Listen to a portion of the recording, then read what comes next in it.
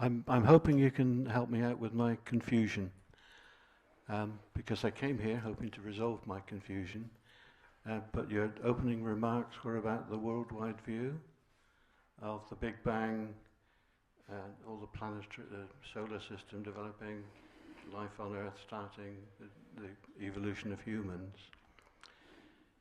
Isn't that humans who think that consciousness is inside them? Isn't that pretty much what we have here with a group of highly evolved humans trying to grapple with the idea that consciousness is what we are? And if that is correct, where's the flaw in the view that we're evolving? No, the only flaw is that the fundamental presumption upon which our world culture is based is that matter was here first, and that consciousness is an epiphenomenon of matter. That consciousness, or mind, comes out of matter, that as a result of some chemical activity in the brain, at a certain level of the evolution of the brain, suddenly, magically, mind appears. And this is the really thorny issue for scientists now, the hard problem of consciousness. How does that happen? Of course, in order to ask the question, how is consciousness derived from the brain, we first have to believe that it is derived from the brain. So in a leap of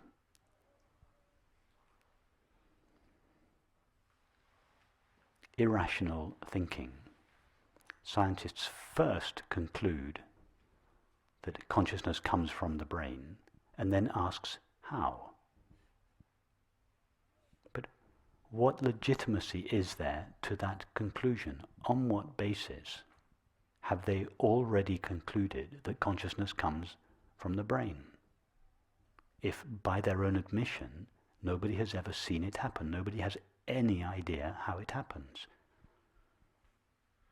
The belief that consciousness is derived from the brain is like believing that your laptop screen is derived from your email. I mean, or like believing that the sky is produced by clouds. In any other field of knowledge, you'd be institutionalized for believing these things.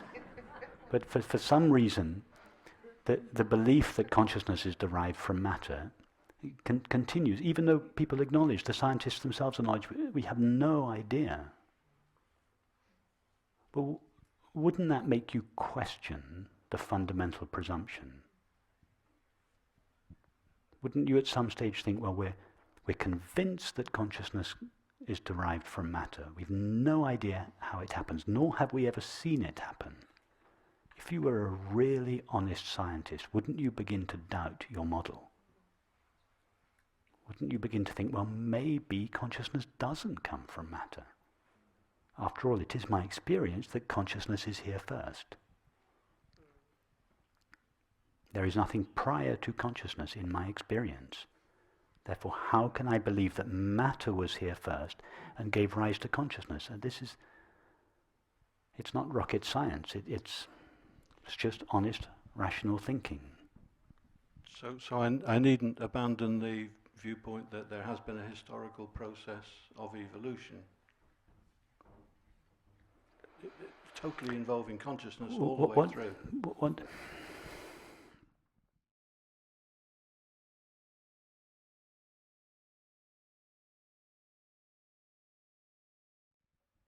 Would you agree that everything we know about reality is known through the mind?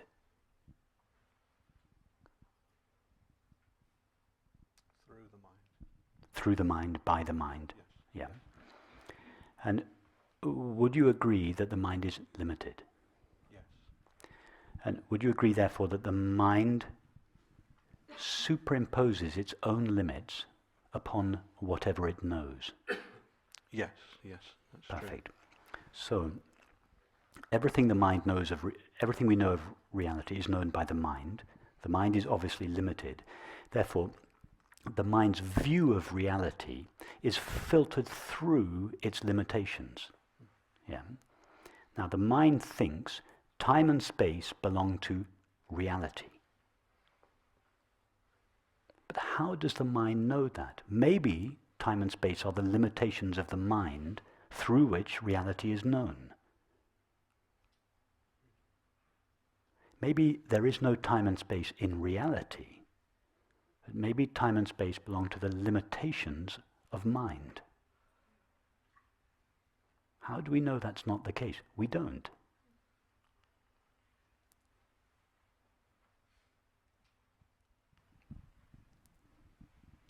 How could something that is limited know the nature of reality? Because all it could ever know would be a reflection of its own limitations. If you put on a pair of orange glasses, if you go skiing and you buy orange tinted glasses, the white snow immediately appears orange.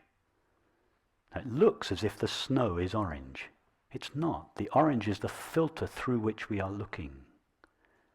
The goggles superimpose their own limitations on the snow. But what's interesting is that 2 minutes later, the snow looks white. The brain makes the adjustment. We forget that we're looking through limited glasses and we think the snow is white. We think we're seeing the snow as it really is. We just forget that we're looking at it through the filter. It's only when we take the glasses off that we realize, I wasn't seeing the snow as it really is. I was seeing it through tinted glasses. Well, the mind, the limitations of the mind are the tinted glasses. The limitations through which consciousness perceives reality, so-called external reality.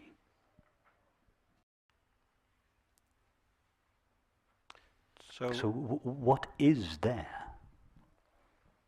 beyond the limitations of mind? consciousness. Mind being thought and perception. What is there to reality apart from thought and perception? Consciousness. So am I in a room with 100 other people at the moment, or? No, you're not. No, right. No. But it appears to be so, and I can. Yeah. Yes, it work appears to with be that so. appearance. It appears to be so because, in other words, your experience appears to be taking place in time and space, not because it is taking place in time and space, but because time and space are the activity, are the way your mind works. Go back to Jane on the streets of London. Jane thinks that her experience is taking place in time and space. Yes? How much time and space in Mary's mind does Jane spends a month in London, travelling all over London on the underground. So in Jane's world, her experience takes a month, and she covers miles of ground. But how much time and space does that take up in Mary's mind? None. None. Mary falls asleep. She wakes up a minute later and she thinks, I just fell asleep for a moment. And I dreamt a whole lifetime. I dreamt, let's say Jane lived her whole life in London. She travelled all over the world.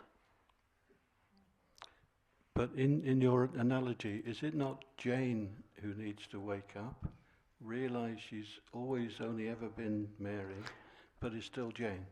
No, because Jane is not Jane. There is no real Jane. Jane is Jane. From Jane's point of view, Jane thinks she is Jane. But the person inside Jane, or the knowing with which Jane knows her experience. Yes, Jane is seeing the streets of London, but with what? With whose mind does Jane know her experience? Mary's mind. It's all Mary's mind. The entire dream is taking place in Mary's mind. So Jane's mind is just a limitation, a microcosm of Mary's mind. So there is no real entity called Jane's independent mind. The only entity is Mary's mind, Mary's infinite mind. And Jane is just a localization of Mary's mind. So from Jane's point of view, she feels, I have to wake up. I have to realize my true nature. So Jane is only Jane from the illusory point of view of Jane. The ego is only the ego from the illusory point of view of the ego. When Mary wakes up, she realizes, oh, I was always Mary. It is Mary that falls asleep to herself in order to limit herself in the form of Jane. So it is Mary that overlooks herself. She falls asleep for the sake of creation, and then she wakes up again. Mary is the only one, if we can call her one, the only entity, the only being, the only consciousness that is actually present. So that the very knowing with which you are now knowing your experience doesn't live inside your body. It is not located in this room, just as the knowing with which Jane knows her experience is not located in her body on the streets of London. It is located in Mary's unlocated mind. In other words, Mary's mind is not located in the time and space in which Jane's experience seems to take place. So the knowing with which you are now knowing your experience is not taking place in what appears to be time and space.